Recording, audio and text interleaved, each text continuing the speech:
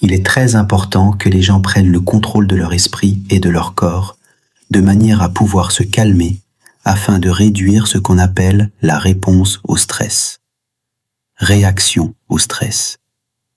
Vous êtes trop activé, trop alerte, trop agité, et vous voulez être moins alerte, moins activé et moins agité. Lorsque nous sommes trop activés et que nous voulons nous calmer, nous essayons de nous dire de nous calmer, de ne pas dire ce que nous savons que nous ne devrions pas dire, de ne pas faire ce que nous savons que nous ne devrions pas faire. Vous savez que vous ne devriez pas faire, et puis il y a l'autre type de friction limbique, qui est le monde qui va très vite, et nous nous sentons submergés, nous sommes dépassés, et nous avons besoin d'être plus activés, nous avons besoin de plus d'énergie, nous avons besoin de plus d'énergie, nous avons besoin d'être capables de nous pencher sur la vie, et nous nous sentons dépassés. Donc, la première chose pour quiconque essaie de gérer le stress, puis nous parlerons du traumatisme, est de comprendre dans quel type de stress il vous. Êtes-vous épuisé et avez-vous du mal à retrouver votre énergie, ou votre énergie est-elle trop élevée et avez-vous du mal à la réduire? Car les solutions à ces problèmes sont souvent très différentes. Essayer de contrôler l'esprit avec l'esprit, c'est comme essayer d'attraper du brouillard. Ce sont des vapeurs, vous ne pourrez jamais les attraper. Le système nerveux comprend le cerveau, mais aussi toutes les connexions avec le corps pour agir à nouveau. Ainsi, lorsque vous ne pouvez pas contrôler votre esprit, vous voulez faire quelque chose de purement mécanique. Tous les traumatismes, l'anxiété, les peurs, tout cela renvoie d'une manière ou d'une autre au stress. Vous pouvez avoir du stress sans traumatisme. Vous pouvez avoir de l'anxiété sans traumatisme. Mais vous ne pouvez pas vraiment avoir de traumatisme sans stress et sans anxiété. Même s'il n'y a pas de définition stricte des frontières entre le traumatisme, le stress et la peur, je pense qu'il est juste de dire que le traumatisme est une réponse à la peur et ou au stress qui survient au mauvais moment, à la suite d'une expérience qui rend la vie inconfortable ou, dans certains cas, extrêmement difficile. D'un autre côté, lorsque vous vous sentez dépassé et fatigué, il y a deux façons d'aborder cela. La première est la cause fondamentale de la fatigue, qui est presque toujours un mauvais sommeil et un mauvais emploi du temps. C'est quelque chose dont on ne parle pas beaucoup. Je ne pense pas en avoir déjà parlé dans un podcast, mais vous savez, améliorer son sommeil nécessite tout un ensemble de pratiques. Mais le sommeil est un outil lent. Ce n'est pas un outil en temps réel. Car si vous vous sentez épuisé et que vous devez vous lever et passer votre journée à vous occuper des enfants, du travail, de la vie, nous pouvons parler de la manière d'améliorer votre sommeil. Mais en temps réel, ce que vous voulez, c'est apporter plus de vigilance à votre système, de concentration et d'éveil. Pour ce faire, il faut tirer parti d'un fait médical bien établi que tous les étudiants en médecine apprennent et que tous les MBS connaissent, à savoir qu'il existe une relation directe entre votre respiration et votre rythme cardiaque. Ainsi, lorsque nous inspirons, nous avons presque l'impression que tout remonte, mais en réalité, notre diaphragme descend. Lorsque cela se produit, notre cœur grossit littéralement un peu. Son volume augmente légèrement, ce qui signifie que le sang qui s'y trouve circule un peu plus lentement par unité de temps. Il existe un ensemble de neurones dans le cœur, appelés nœuds sino-auriculaires, qui envoient un signal au cerveau pour lui indiquer que le flux sanguin ralentit. Le cerveau renvoie alors un signal au cœur pour lui dire d'accélérer, ce qui augmente la fréquence cardiaque.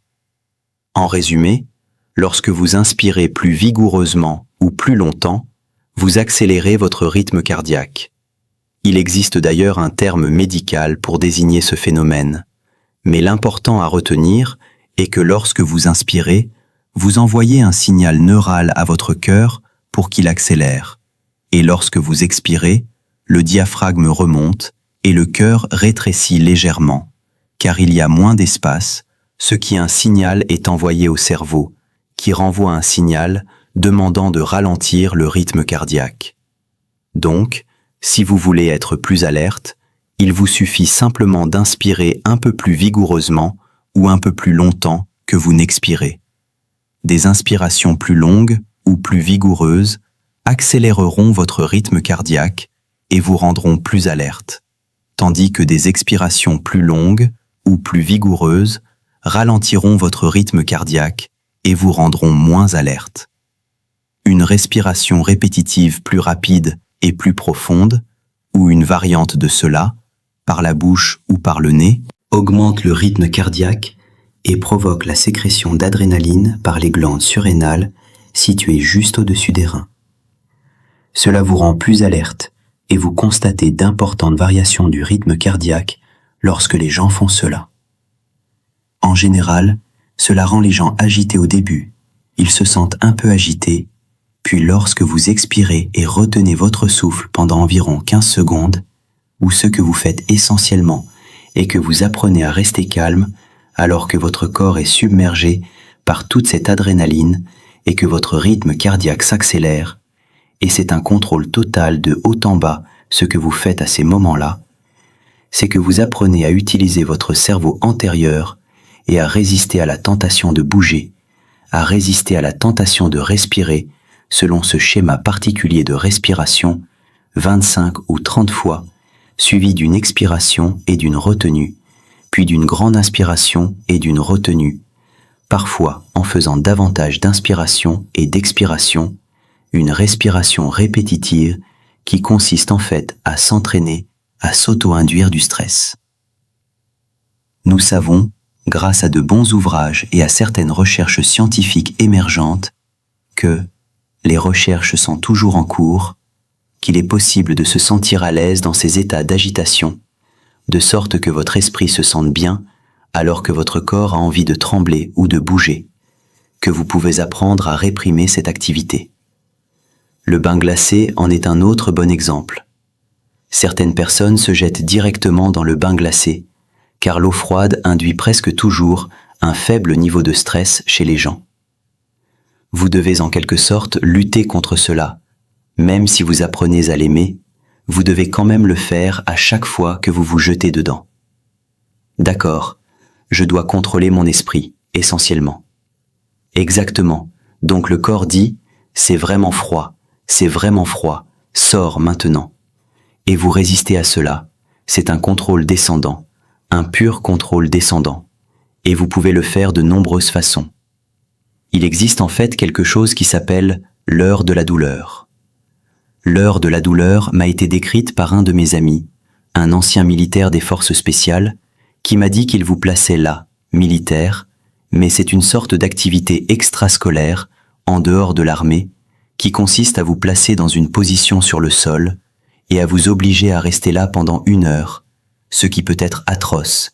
Il y a tellement de friction limbique que vous avez très envie de bouger, car les muscles stabilisateurs du corps et le système musculo-squelettique vous disent de bouger, de bouger. Je veux juste bouger un tout petit peu. Tout cet entraînement n'est qu'une version différente de l'événement de glace. C'est votre apprentissage du contrôle par le haut, de haut en bas, pour que vous sachiez comment expirer longuement en position allongée sur le dos, en relaxant complètement votre corps et en apprenant à désactiver complètement votre pensée, ce qui semble difficile, mais vous pouvez apprendre à le faire très rapidement si vous pratiquez cela pendant environ 10 minutes.